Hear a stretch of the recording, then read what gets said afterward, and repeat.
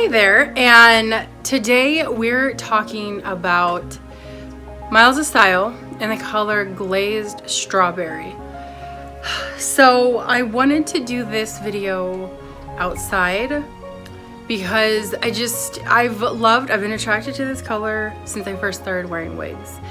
And it was so hard to tell how it really looked on swatches and on wig reviews, and it just really depended on the lighting. And I felt like to better serve the wig community, doing this review outside is gonna be the best way to do it. So yeah, so this is Miles' style. She's a very long synthetic piece. She's much longer than Longing for Long, which you would think, well, I guess which would be a longer piece, Miles' style or Longing for Long. So I guess, you know, it could be debatable on what the name of the wig should be. But anyways, she's much longer than Longing for Long. She goes all the way down to my boobs, all the way down to there.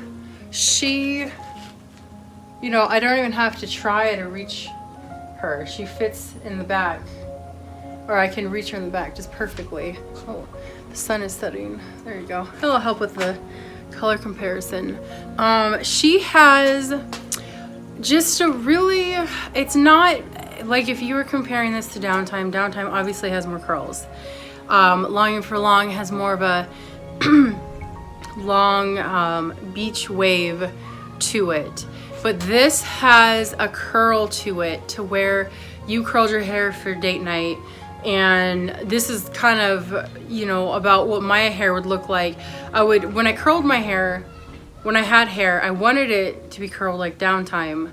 But this is what it ended up looking like because of my horrible hair skills.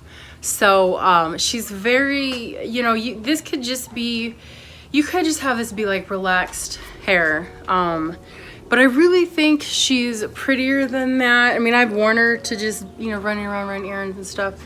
But I think she's just a little more glamorous than just everyday hair, you know? I mean, she's way more affordable. She's an open wefted cap. And she has the velvet ear tabs and the extended velvet nape with the Velcro adjusters. But she only has a left-sided mono part, so it makes her more affordable. And yeah, so if you can't afford Downtime, or even Longing for Long is more expensive than this piece, you can, Miles' style is very affordable. So she would be good for a good everyday wig. Now, okay, so because she's a longer piece, you do need to make sure you're at least finger tingling her throughout the day. I'm a fan of different silicone sprays. Put them on at night after you're done wearing the wig. I'll add a link below to the different products that I use and recommend and don't recommend for synthetic and human hair pieces. But yeah, I've had this wig for like a year and a half now. And I am just now reviewing her. So I don't know. I mean, I've been wearing her. I wore her last summer, wore this summer. I keep her more as like a summer piece because of her color. But she is this lighting changed. But yeah, so she's held up well. I've worn her a lot. I make sure like when I'm driving, you know, I put her like this. Sometimes she goes up perfectly. She doesn't have, I mean,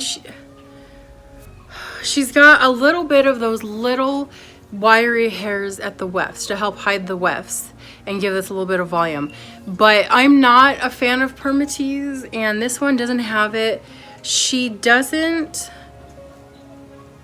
you know, for being a wefted cap, she's pretty, it feels a little thick like back here, but not too bad. But overall, this doesn't give me, oh my goodness, okay, so I had to go back inside. For some reason, my camera was like turning dark, and I have no idea why. So this actually, with the way the lighting is now, it's perfect. Earlier it was not, so I'm gonna have to talk fast. So anyways, for this being a wefted cap, it doesn't feel very billowy at all. It feels a little thick at the base, like I said. I think it's just because of where the nape is. It feels to be because that's where my wig grip is. I think it's because of my wig grip. So it is a light density piece. I don't know what the actual measurements are. I mean, weight and measurements, everything. But based on how I feel, it's not as light as, I don't know if Zara was a heavy wig by John Renault. But this one doesn't feel bad at all. I've put her up to go running in as far as my workout series, and she did good in like a low pony. You could put her up, you need to make sure you have hair at the nape and hair in corporate there. But let's check out this lace front. It is Raquel Welch masterpiece. And you guys, I don't ever, people say that people will do like foolish like lighting or like filters to make the lace front look great. I have nothing to lose. These are wigs that I buy, and nobody sponsors me. No one pays for my wigs except me, my hard-earned money. And so I have nothing to lose. So I don't ever fool that. I try and give you, and if you look at my Instagram, I have pictures of different wigs showing how the lace looks in different lighting, just to see how it can be deceptive. So check that out. But this hairline, look, I'm flipping it up right there. It blends. This is not a wig that I worry about people seeing the lace. It's absolutely not. And with the lighter pieces being there, I mean, and the lace goes all the way to the temple. So if you blended, if you had this hair out just right, you could put it all the way up, with it pinned back. With this color, anyways, it's not gonna work with all colors. Yeah, here's the ear tab. I mean, it goes all the way to the ear. It's not like John Renault's where it ends right there. So it is ear tab to ear tab. So my apologies. So you can put this back and it looks fantastic. So this, and I want to tell you guys, this piece, I added a little bit of rooting, and look how realistic that looks. I didn't even add it there. I just added it there, and it just gives enough shadowing to give it extra rooting. And so it just makes it a little more realistic, because that's just what I do. But yeah, make sure, you finger comb her. I think earlier I said finger tangle. Finger comb her throughout the day. And at night, give her a little bit of spray that has like silicone in it to help, just help with the tangles. But I've had her, she's held up very well. And I love this color. I love this color. Is this like my favorite longest wig? No, I have a lot of human hairs that I like, and there's just a couple of ones that I like. But this color, I absolutely love this color. Let's talk about this color before the lighting changes against me. So the color looks different depending on whose review you watch. Sometimes it looks really red, and it's not really red. Sometimes it's looked really blonde, and it's not really blonde. This is not a piece. Like, I wouldn't even liken it to like 1426 by John Renault. It's not even, that is more of a warm blonde. This is indeed a strawberry red blonde, with that glaze. It's a glaze, it's 29S plus, which means it has the glaze of highlighting on top of it.